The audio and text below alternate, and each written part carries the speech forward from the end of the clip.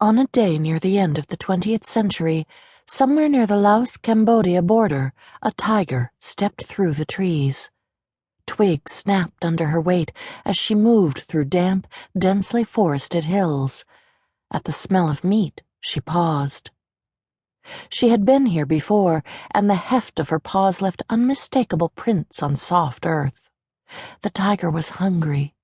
Her kind had become scarcer across the vast breadth of the Indo-Chinese peninsula, and so had the animals large enough to sate her hunger in a single kill.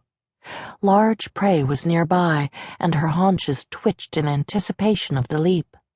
A single, powerful bound, and her jaws would close around its throat, a body pinned beneath her muscled forelimbs. Her fangs would grip the neck until the animal suffocated and stilled.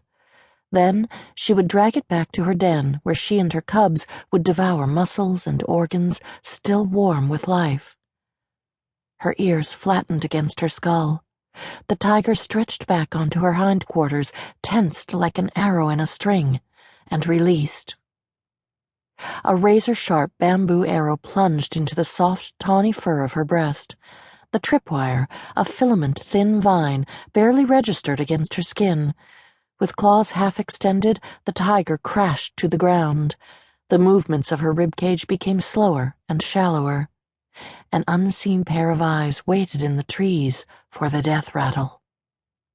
Cambodia is a fist-shaped country that sits like a monkey's paw between the cupped hands of Thailand and Vietnam.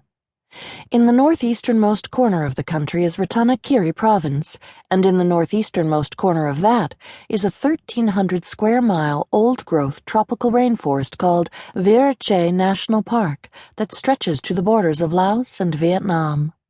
Clusters of bamboo as thick as redwood trunks erupt from the soil. Tigers, gibbons, and hundreds of other fauna live among its trees.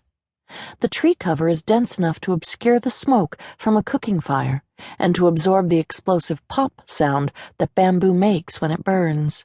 The soil is fertile, edible critters are plentiful, and the terrain is exceptionally inaccessible.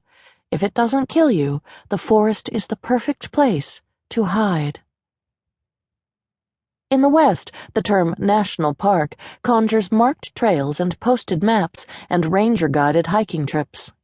These things exist to some degree at the relatively domesticated fringes of Vientiane, but not in the park's wild heart.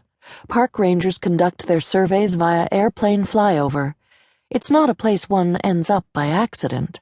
The few people known to have ventured into this thick tropical rainforest include poachers, illegal loggers, and other people counting on the trees to cover something up. This is where, in the latter half of 2004, a man named Moon, his wife and children, and a few other families were hiding from the world.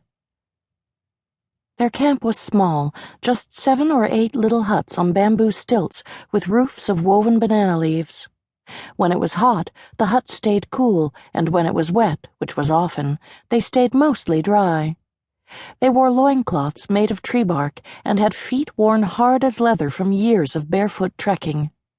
They bathed several times each day in the river and kept their hair and nails somewhat trimmed with battered machetes. They lived in the wild, but they did not live like wild men. When they went into hiding 15 years earlier, Moon had counted the rainy season since then. They were 5 men and 6 women with just a handful of small children between them. In those days they were young, strong and healthy, hungry but strong, and when they felt themselves in danger they could break camp and leave without a second thought. Now, Moon thought, looking at 3 generations sprawled around the fire, hastily scooping rice and bits of roasted tiger flesh into their mouths, they were as slow-moving as an elephant herd. The children had grown, married each other in unions sealed with little more than a mutual agreement and a jar of home-brewed rice wine, and had children of their own. He entered the forest a young man, and now he was a grandfather. He could not see the passage of time in his own face. Moon had never seen a mirror or a photograph of himself or any other image of his likeness besides the shimmering reflection in the river's surface before he plunged his hands through to wash. Moon was not a vain man, and he did not care to look long.